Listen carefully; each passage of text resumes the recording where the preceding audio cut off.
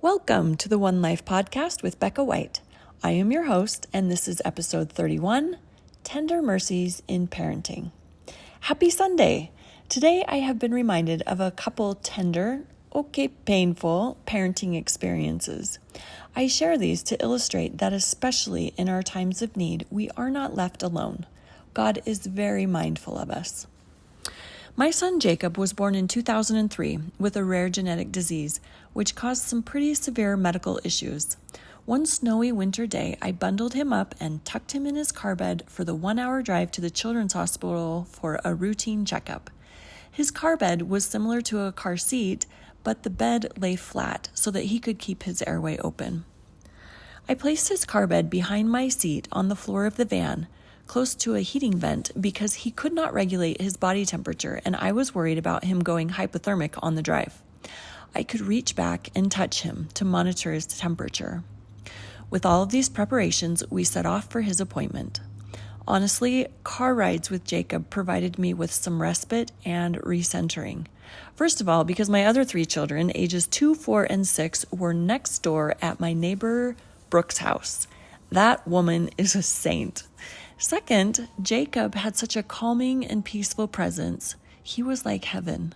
During car rides, it was like the stress of real life was suspended, and I could be with my boy and feel his spirit. This day was no different. I enjoyed the peaceful car ride immensely, and I reached back several times to make sure that Jacob was not too hot or too cold. The drive was uneventful right up until I parked and pulled Jacob out of the van. To my horror, Jacob had an ulcer or a sore on one of his eyes. It was white and cloudy. It didn't cover his pupil, but a large portion of his bright blue iris. The routine checkup turned into a visit to the ER, minor eye surgery, and a huge burden of guilt for me. Here was the problem. Jacob couldn't close his eye all the way. I regularly put eye ointment, not eye drops because drops were not sufficient, but ointment in his eyes so they wouldn't dry out. On our 1-hour drive, the heat vent I placed Jacob close to had blown steadily on that same spot on his eye, dried it out, and then gave him the ulcer. It is easy to see that my error was unintentional.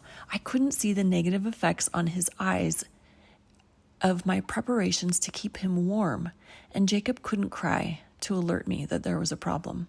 Nevertheless, Jacob had a sore in his eye that could cause him to lose his eye because of my actions. Now, good news. With the minor surgery to partially close his eye and vigilant eye ointment, now with antibiotics application, he did not lose his eye. Slowly and surely, the ulcer got smaller and smaller until it disappeared. What was lasting, though, was my insecurities about my ability to care for my 3 small children and my special needs son. But aren't all of our children special needs in some way? Don't all of our children need more than we have to give at some point? Another illustration of these tender parenting experiences comes from an equally painful experience in which one of my children let me know that some of the things that I had said and done in the past had been emotionally damaging. This was different than with Jacob because I could not see the harm until much later, not until my now adult child could articulate her experience.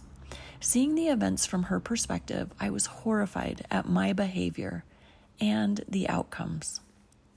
This was additionally discouraging because at the time, I thought I was doing some of my very best work.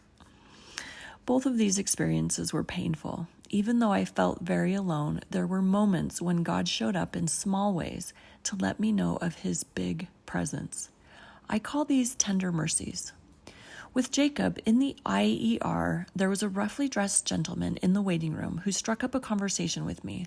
He had brought his friend in who had shrapnel in his eye from a welding accident.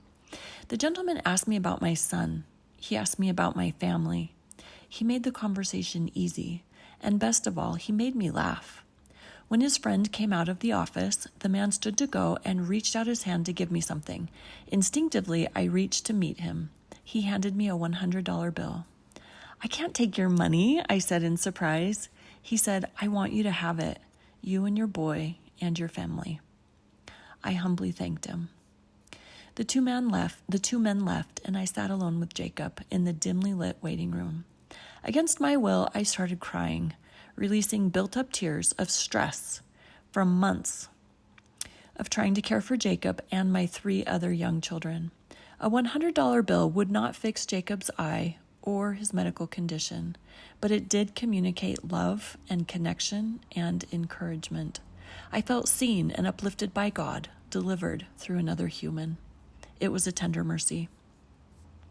With my daughter, I first felt the pain of error. But then, in opposition, I felt the sweet mercy of God at being given another chance because of my daughter's courage to be vulnerable and sit with me in the discomfort as she taught me. The Savior taught that the truth shall make you free, and as she spoke, I could see the burden of her experience lift. After our conversation, she hugged me all the way. None of these side hug things. How grateful I am for my daughter's courage and our opportunity together to create a stronger, more honest relationship. My invitation on this Sunday is this: believe in God. Believe that He knows you and loves you. Trust Him to show up in your hour of need, not necessarily to deliver you from the discomfort and difficulties of life, but to strengthen you in the discomfort and difficulties of life. We only get one life. Let's make it our best.